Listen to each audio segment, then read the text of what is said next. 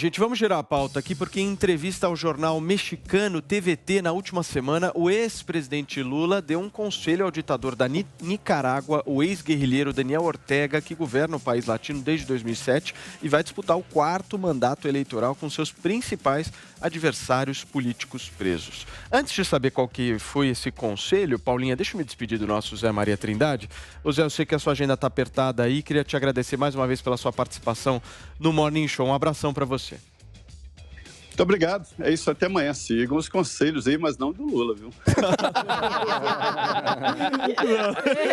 Igual comentário. Agora sim, Paulinha, por favor, os conselhos, quais foram? Precisa ver se são bons os conselhos e se a gente pode confiar nesses conselhos, né? Mas vamos relembrar um pouco do que está acontecendo na Nicarágua. Ali o governo Ortega prendeu 7 candidatos a presidente, 24 membros da oposição e da imprensa. Meu Deus do céu. Tem 24 membros da oposição e da imprensa que também foram presos desde maio desse ano. O país tem essas eleições presidenciais em novembro, né? Mas a oposição e órgãos internacionais acreditam que esse pleito não vai ser livre, justo e não dá para confiar. País tranquilo, não vai ter voto auditável. Ali. Pois é, nem impresso, nem nada, voto, né? Nem voto. Tudo bem. Vai ter o sim ou não. E na semana passada o Lula falou a esse canal mexicano sobre a situação da Nicarágua. Ele admitiu que não está tão por dentro assim do que está acontecendo por lá, mas que sabe que as coisas não andam bem. E aí ele aconselhou o ditador Daniel Ortega a não abrir mão da democracia. Vamos ouvir o que disse o Lula.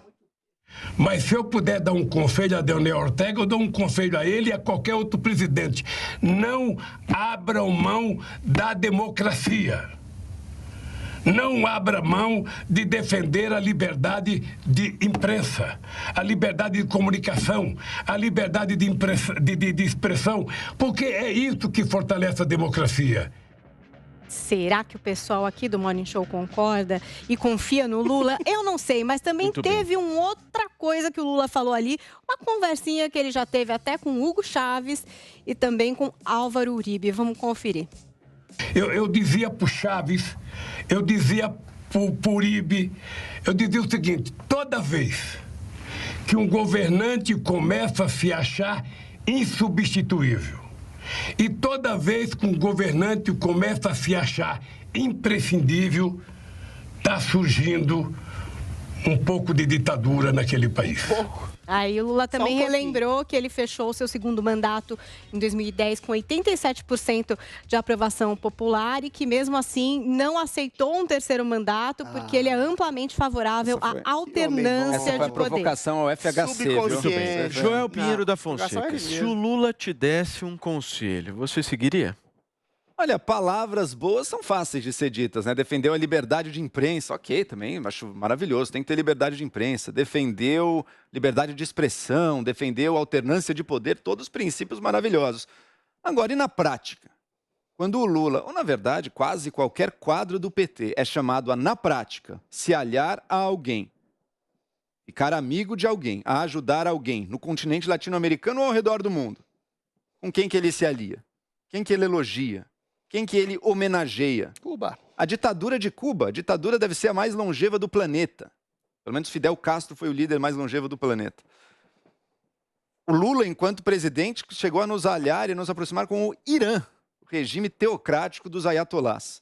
Aqui na América Latina, toda tentativa de golpe ou de degeneração democrática que partia da esquerda populista, chamada esquerda bolivariana, o PT e Lula estão ali aplaudindo e são aliados até hoje. Isso aí. Mesmo aqui dentro, hoje em dia é parte da cartilha do PT, da carta de intenções do PT, o inocentíssimo projeto de controle social da imprensa, que nada mais é do que controle da imprensa, que nada mais é do que limitar a tal da liberdade de imprensa que ele defende numa entrevista. É muito fácil dar conselhos assim. Conselhos que não servem pra nada, né? O cara já é um ditador. Você acha que vai mudar alguma coisa? O cara já tá prendendo opositor. Você acha que vai mudar alguma coisa no jeito dele governar? Vai ter qualquer efeito prático? Não. Isso é uma fala que pro Lula pega bem um pouco para algumas pessoas que querem gostar dele. Ele foi muito criticado quando saiu em defesa de Cuba, né? Acabou de sair, agora, acabou de ser, sabe? Acabou de... O dia que ele sentar e disser, nem isso vai ser difícil acreditar, mas o dia que ele dissesse, olha, Cuba é um regime inaceitável, democrático, precisa ter democracia, liberdade individual e todo o resto, O dia que ele condenar esses profundos amigos dele, a gente começa a acreditar. Mas agora, palavrinhas aí para agradar uma parte da opinião pública brasileira sem efeito prático nenhum na política latino-americana, e ele sabe disso. O cara já está num processo de ditadura ali, não tem nada o que mudar nisso, muito menos com um conselho dado em canal de TV. Agora, essa é a esquerda raiz, não é não, Adrilles? A esquerda raiz, isso não é um equívoco, isso não é uma palavra ao vento, isso é uma palavra articulada. Lula, no fundo, e na superfície mesmo, quer ter Ortega, o ditador que prende, persegue, mata, tortura jornalistas, políticos, candidatos e pessoas afins assim, né? Lula quer ter a seu lado o Maduro como aliado, que é um ditador também assassino, torturador. Lula quer ter Cuba, a ditadura assassina longeva de 60 anos, como sua aliada, porque isso está tudo implícito no Foro de São Paulo. Eles querem fazer um tipo de hegemonia de uma esquerda, de ditaduras do bem, que eventualmente ou são ditaduras explícitas, como no caso do Ortega, ou são democracias mais ou menos maquiadas com um tipo de ditadura, né? E não é à toa que Lula aplaude o inquérito do TSE contra Bolsonaro, porque é um inquérito absolutamente ditatorial e golpista. Porque Lula quer fazer do Brasil uma pretensa democracia ditatorial. Quando ele fala que não quis o terceiro mandato, até o Zé Maria já falou sobre isso. Tudo estava regimentado para que Lula tivesse um terceiro mandato. Eles querem a eternização do poder. Eles querem uma ditadura implícita sobre aparentemente democracia, né? Porque esse é o interesse de Lula, de se eternizar no poder como uma pretensa democracia, como ele já falou em relação ao governo do Hugo Chávez, que sobrava a democracia porque ele fazia plebiscitos um atrás do outro. Nada mais fácil do que você travestir uma democracia com apoio popular e transformar o país numa verdadeira ditadura. Esse é o sonho megalomaníaco do PT, de Lula, que tem hoje no Brasil o apoio ostensivo do Supremo Tribunal Federal, que, sob a projeção da possibilidade de uma ditadura daquele que eles chamam de Bolsonaro, querem fazer uma ditadura travestida de democracia através de Luiz Inácio Lula da Silva, seu candidato corrupto favorito. Agora, meu querido Vinícius Moura, é uma esquerda diferente essa, não é? Dessa esquerda nova que surgiu menos com pautas mais né? identitárias. É uma esquerda que fala muito da questão do social, que prega... Da questão trabalhista, da questão de emprego trabalhista. E renda. É uma outra esquerda. Os discursos do Lula são muito voltados ao trabalhador brasileiro, a população em geral ter um dinheiro para poder ter um lazer um pouco maior, poder comprar a carne e a cerveja que ele fala. O problema é que o PT, de fato, deu esses elementos, né, principalmente nos governos Lula, mas depois a gente viu que teve uma consequência muito grande da forma como isso também era gerido. Claro, o Bolsa Família foi um grande programa que está aí até hoje, está sendo até aprimorado agora pelo governo Bolsonaro também, mas, enfim, né, teve muitos erros também nessa gestão. Eu queria fazer uma provocação. Erros não, crimes. Queria fazer uma provocação. Só posso te fazer uma pergunta antes? Crimes. Se você acha que essa esquerda mais raiz hoje, ela domina a nova esquerda e se a nova esquerda tem algum tipo de espaço. Por exemplo, essa pauta identitária que a nova esquerda traz, muito diferente de um Lula, extremamente diferente de um Lula. Isso tem espaço? Eu acho que menos. Mas eu sabe acho que o Lula conversa também? mais. A gente está passando por uma tremenda crise econômica depois da pandemia. Então, faz muito mais sentido a gente falar desses problemas mais enraizados mesmo, porque agora é isso, gente. É desemprego, é falta de arroz e feijão na mesa. Esses problemas, eles ganham maior importância, né? Antes estava todo mundo com a sua geladeira, parcelando televisão e tal. Então, acho que houve mais espaço para se discutir as pautas identitárias. Mas eu acho que com essa crise econômica que a gente está passando e vai enfrentar durante muito tempo, essas pautas que têm mais a ver mesmo com o que você está dizendo que é a esquerda raiz, que tem a ver com essa crise que a gente vai ter que enfrentar, elas vão ganhar maior relevância. Só um contraponto, Paulinho. As pautas identitárias, elas afetam uma bolha. E o Brasil nunca foi um país como a Suécia, como a Suíça, como a Inglaterra, que teve uma pujança econômica. E o povo, é esse que é engraçado, o povo raiz, 99% do povo, não está nem aí para essas pautas identitárias. Elas circulam em meios intelectuais, universitários, jornalistas, que querem impor de goela abaixo no povo. Então, essa esquerda raiz, e o Lula é muito esperto nesse sentido, essa esquerda raiz fala à população. Aí eu concordo com o Vini. Quando o Lula fala de picanha e comida na mesa e trabalho, essas são as pautas reais. Essas pautas que a gente discute aqui, trans, gay, feminismo, machismo, desculpa, mas não estou nem dizendo se é para bem ou para mal. A maioria do povo não está. Até porque o Lula, Paulo, tinha muitas falas preconceituosas também. Tinha. Falou de Pelotas, lembra? Ele tinha nunca foi um identitário. Agora, feminista de grelo duro. Obviamente que ele está se adequando agora aí com no final da história, mesmo essa nova esquerda vai com Lula. Sempre acabam votando com ele. Não, a esquerda é unida. Agora, o exemplo claro que eu traria do precursor histórico é o seguinte. Na Alemanha dos anos 20 e 30, você tinha os social-democratas, a Alemanha em crise econômica, o pessoal sofrendo desemprego, inflação, social-democratas com teorias, mostrando os planos que eles vão fazer para ajudar, não sei o que, a reverter isso.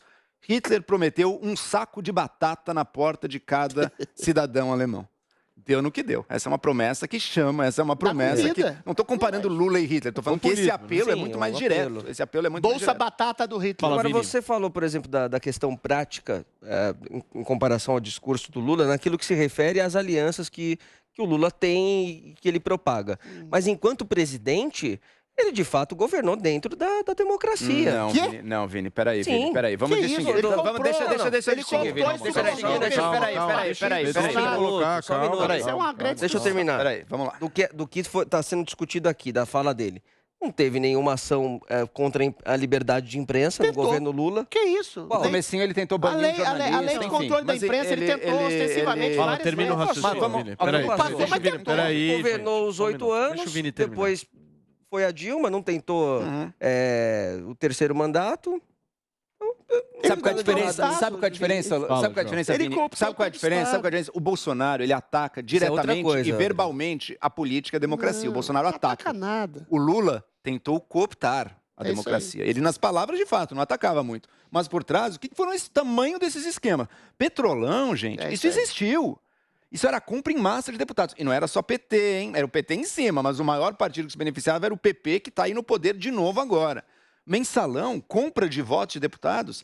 Ele pode não estar falando contra a democracia, ele pode não estar ameaçando as eleições, mas ele está cooptando todos os sistemas da democracia. Isso também é uma forma de subversão democrática. Inaceitável, que não pode voltar. E que por mais que tenham sido incorretamente anulados os processos contra o Lula, ninguém nesse país duvida com honestidade de que existiu Mensalão, existiu Petrolão e que o Lula e o PT estavam na cabeça disso. Tem uma coisa que o Chaves fez, já que é um dos ídolos do Lula, que é muito semelhante. Ele cooptou a classe judiciária, ele cooptou a classe militar, subornou, colocou novos generais, colocou novos juízes e desmembrou toda a Câmara e colocou só aliados. É muito fácil, Vini, você subverter a democracia em uma ditadura subliminar, que é o que o Lula tentou fazer exatamente como disse o Joel, cooptando, comprando e subornando todo o establishment político que até hoje está em alguma medida, e a gente vê isso no próprio STF,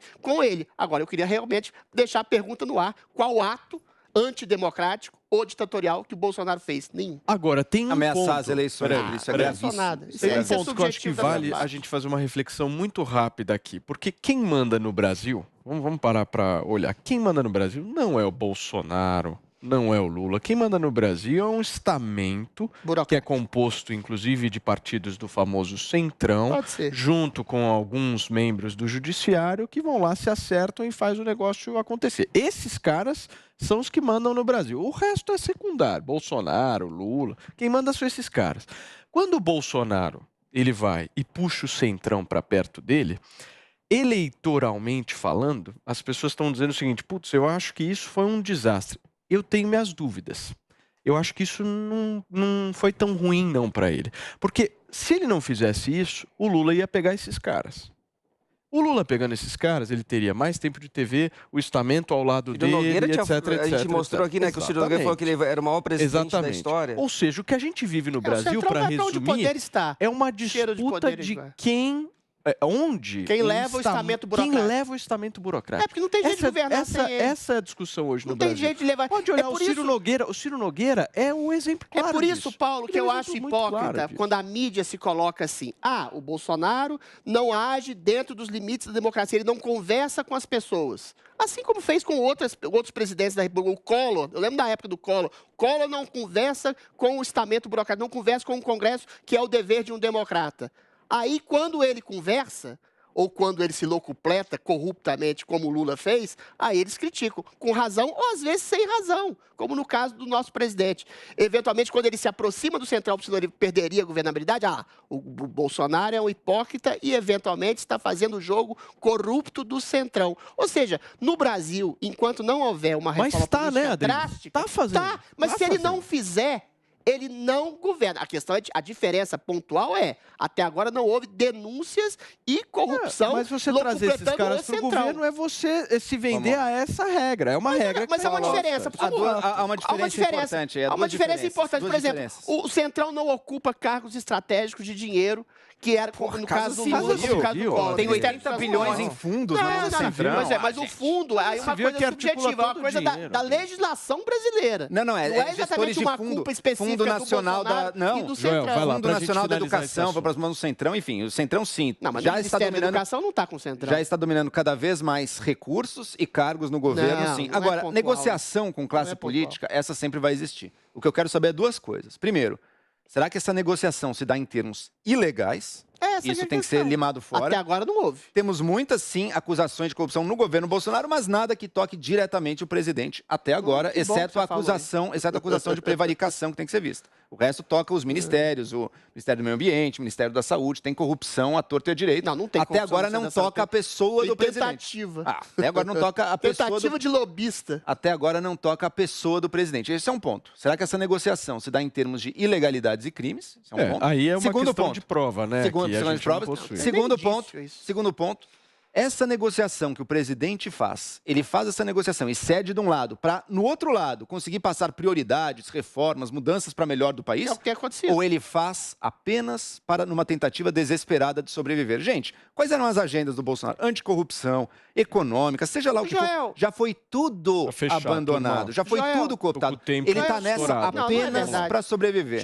Então essa é uma negociação viciosa, uma negociação que puxa para baixo, que dá nas mãos do Centrão todo. Desculpa, deixa eu discordar de você e eu cito um exemplo muito claro. Michel Temer. Michel Temer fez tudo para sobreviver.